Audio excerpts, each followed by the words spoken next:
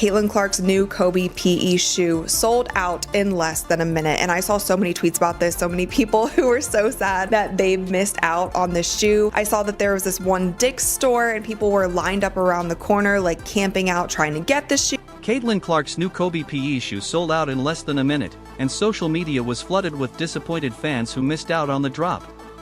Reports showed people lining up around the corner at a Dick's store, camping out just to get their hands on a pair. Nike has just committed one of the biggest corporate blunders of the decade, and Aya Wilson He finally delivers Caitlin Clark PE. Is this the first Caitlin Clark exclusive Nike commercial since she's entered the WNBA? I know she's made a cameo here, she's made a cameo there, she was featured as part of this rollout here, featured as part of this rollout there, but is this our first official Caitlin Clark solo commercial? is absolutely furious about it.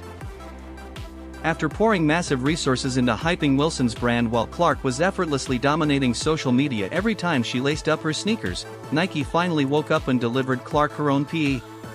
This raises the question of whether this is the first official Clark exclusive Nike commercial since she entered the WNBA, as she's only made cameo appearances before.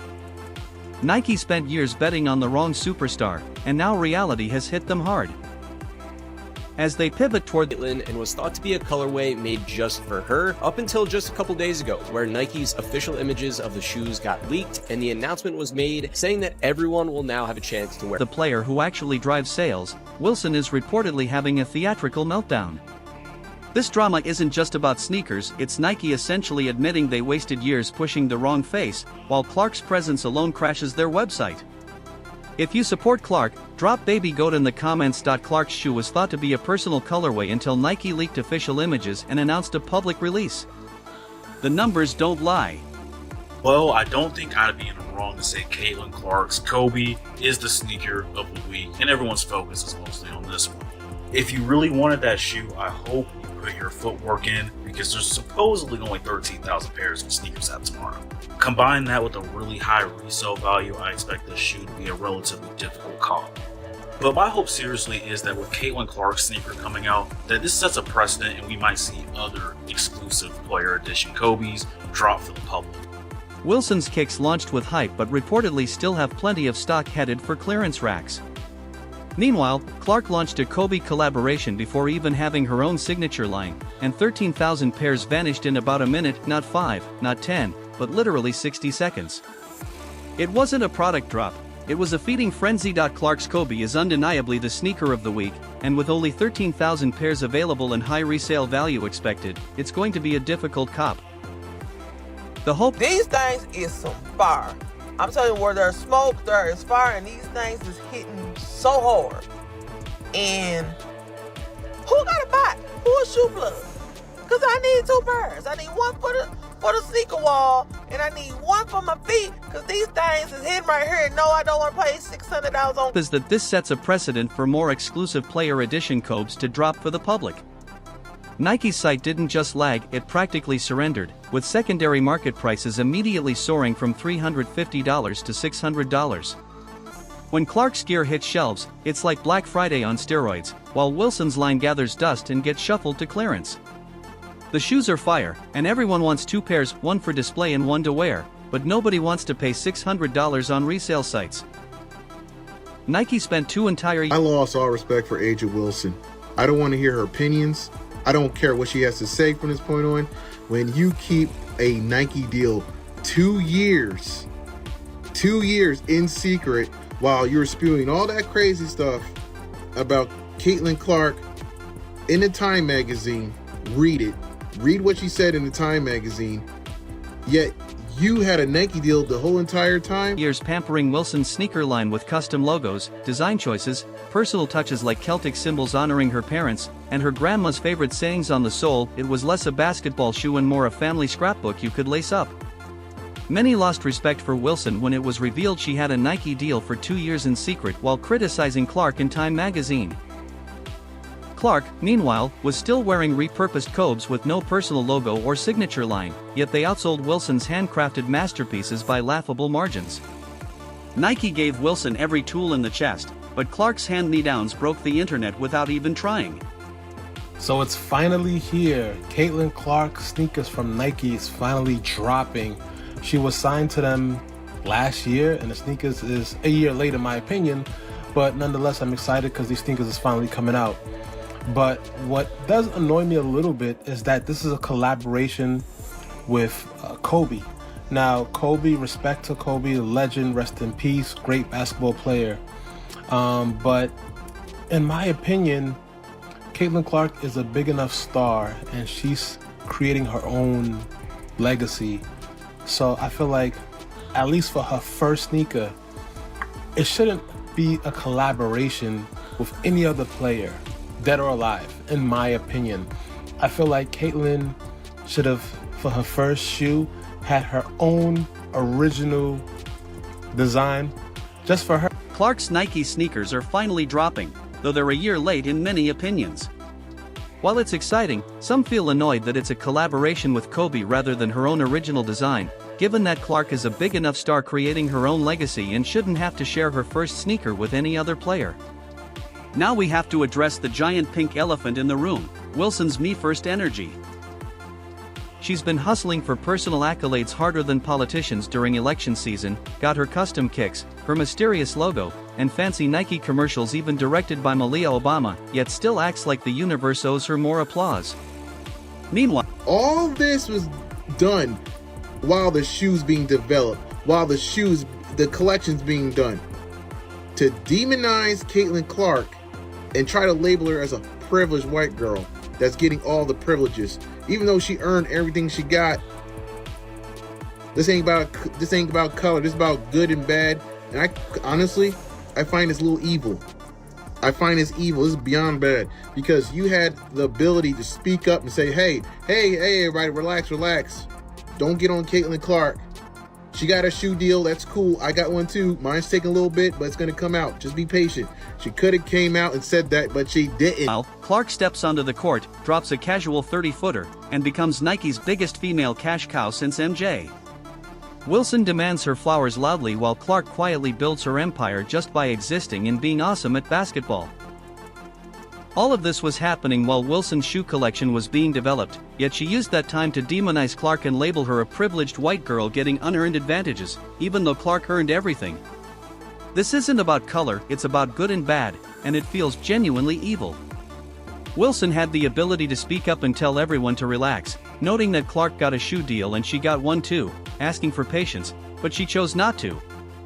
Nike just released a brand new commercial featuring Caitlin Clark and her new Kobe shoe that she released today. And I saw this commercial yesterday on social media. I thought it was so cool. There's a shot when she's in the locker room and she opens her eye and it like turns into what looks like a snake eye, but when you zoom in, it's actually the Kobe logo.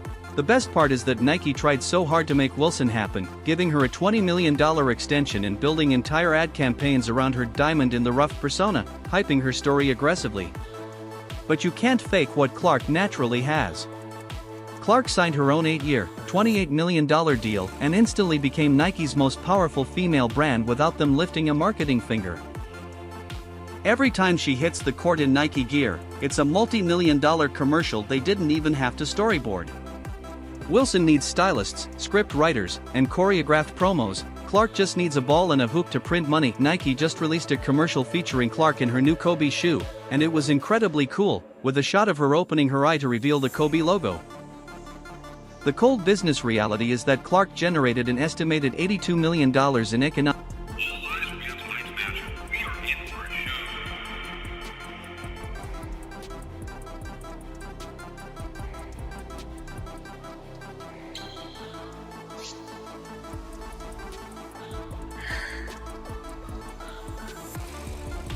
Bouncing connects on it.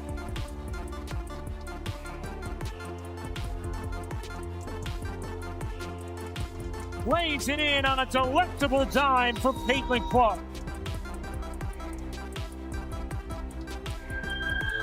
Economic impact for Iowa alone, all thanks to one 23-year-old who torched the NCAA record books. Her influence is a cultural meteor strike, and Nike executives must be kicking themselves for ignoring the female Michael Jordan while trying to sell a different story with Wilson. The writing was neon bright from day one, but Nike was too busy checking boxes on their social justice spreadsheet to see it. Former Nike basketball marketing head Jordan Rodgers publicly dragged his old employer, essentially congratulating them on nearly letting their golden goose slip away. Nike's stock tanked to a 5-year low while they were force-feeding fans a brand story nobody was buying, fumbling around trying to manufacture buzz around Wilson like it was fetch. Spoiler alert. Price since 2021, it is down nearly 60%. Your executives and the people who are making these decisions, their stock options are worthless. Meanwhile, you have the single biggest needle mover in all of American sports since Michael Jordan, and you have somehow convinced yourself that you need to slow play this. Let me show you Google Trends search traffic for 4 female basketball players.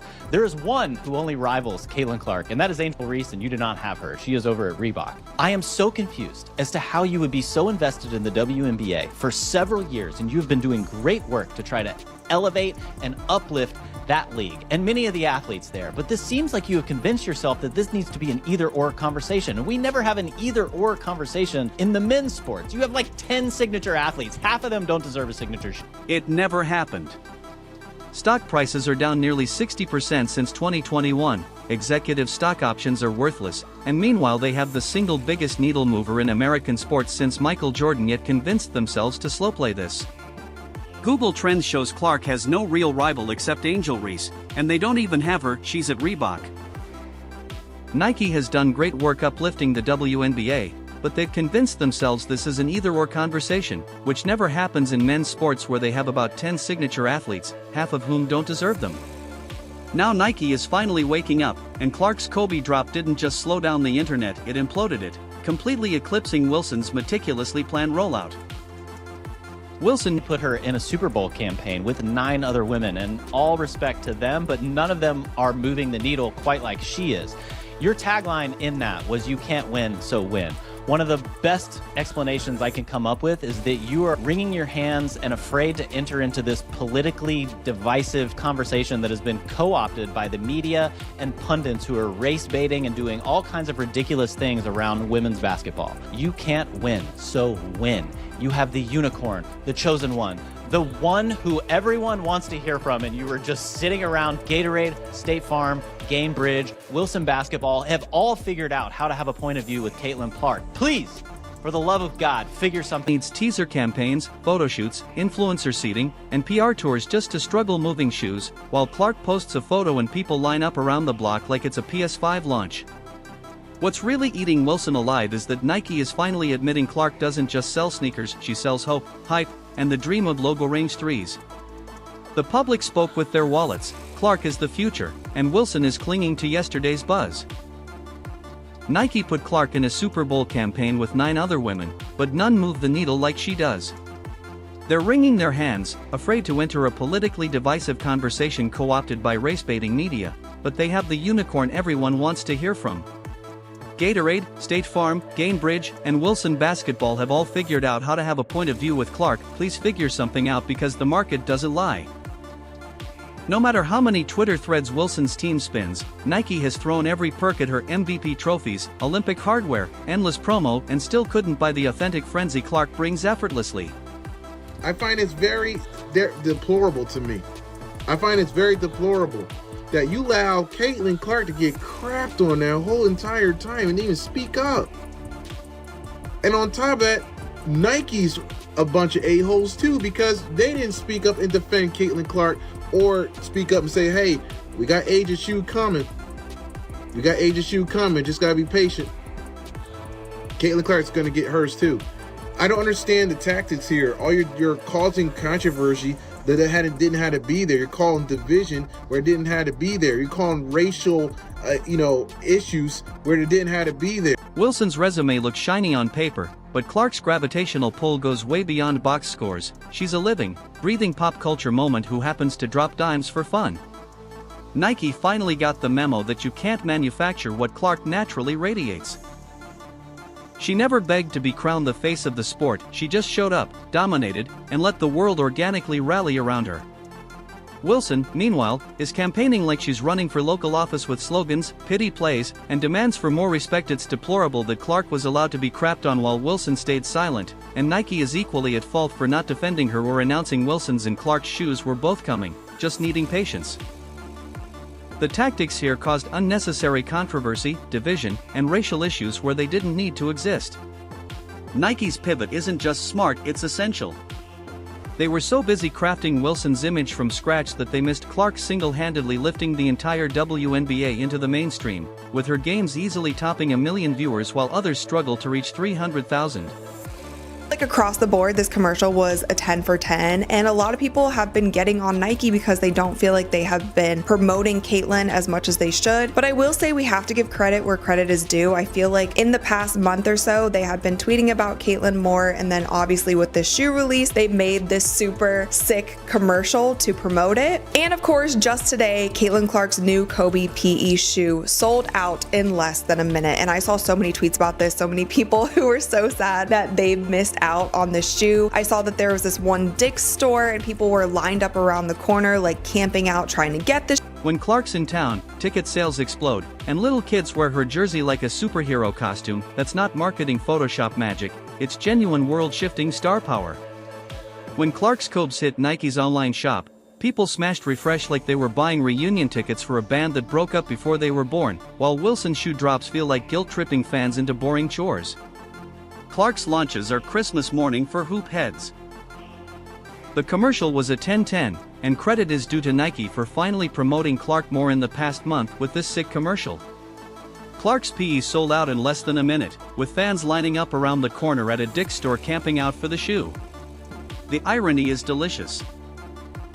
Wilson spent years griping about not getting enough shine, whining about how long it took Nike to give her a signature line, and ranting that the media didn't anoint her queen, while Clark kept her head down, dropping highlight reels, packing arenas, and accidentally becoming the global ambassador Wilson dreamed of being.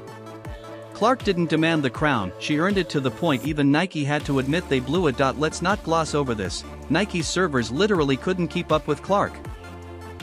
This multi-billion-dollar heard that Nike stocked about 14,000 of these, and that is an unconfirmed report, but they sold out in less than a minute. If that's any indication of what a Caitlyn Clark signature shoe will do, I think Nike better continue to get on it and get ready to launch this empire with state-of-the-art infrastructure crashed under the tidal wave of fans clamoring for Clark's shoes. That's history making. Wilson's launches cause tiny hiccups at best, while Clark's releases spark digital tsunamis that show up on investor call PowerPoints with terrified graphs. Reports suggest Nike stocked about 14,000 pairs, and they sold out in less than a minute. If that's any indication of what a Clark signature shoe will do, Nike better get ready. Money doesn't care about feelings. Wilson can polish her trophy case all day, but Clark has an innate electricity that makes millions want to spend money just to feel connected to her magic. Nike finally realized that propping up Wilson was like betting on MySpace stock in 2010, while they had basketball's Netflix sitting right there wearing Adidas in college. Now they're scrambling to catch up as Wilson watches her dream scenario slide into Clark's effortlessly cool hands. Wilson's sneakers will trickle out to hardcore WNBA devotees who think buying them is a statement of solidarity, but Clark's kicks will sell out to every demographic imaginable: kids, dads, moms, teenagers who couldn't name 3 other WNBA players but know Clark's logo like the Batman symbol. Nike released the shoe this morning for $190. That was the going rate for the signature sneaker. Now, I'm here to tell you, as you guys can see right here on Google, just type in Caitlyn Clark Kobe 5. StockX, currently right now, they're going for $345. On GOAT, they're going for $386. And Flight Club, you're looking at $375. Must mind you, these sneakers was just released a few hours ago. These sneakers were retail for $190. This is the Caitlyn Clark. That's the divide between niche activism merch and global pop culture dominance. Nike released the shoe for $190, and within hours resale prices hit $345 on StockX, $386 on GOAT, and $375 on Flight Club. The Caitlyn Clark effect. Nike spent an embarrassing fortune trying to script Wilson into superstardom while the actual superstar was breaking attendance records and turning every arena into a sellout tour date. Now they're scrambling to put marketing muscle behind Clark because they realize this is bigger than basketball. Clark is a walking cultural moment that cuts across ages and demographics. Wilson's ceiling was always clear, but Clark's hasn't even been found. This train isn't slowing down. Clark's influence is snowballing. Nike's finally on the right bandwagon, and Wilson can keep tweeting for respect while cash registers and server meltdowns make it clear who's driving the sport's future. This isn't a forecast, the revolution is already in full swing, and Nike woke up just in time to realize who their golden ticket is. The market doesn't care about crafted campaigns, it cares about Clark, and it voted loud and clear with every sold-out size 9 on Earth. If you support Clark, comment Baby Goat below, like, subscribe, and turn on notifications so you never miss out.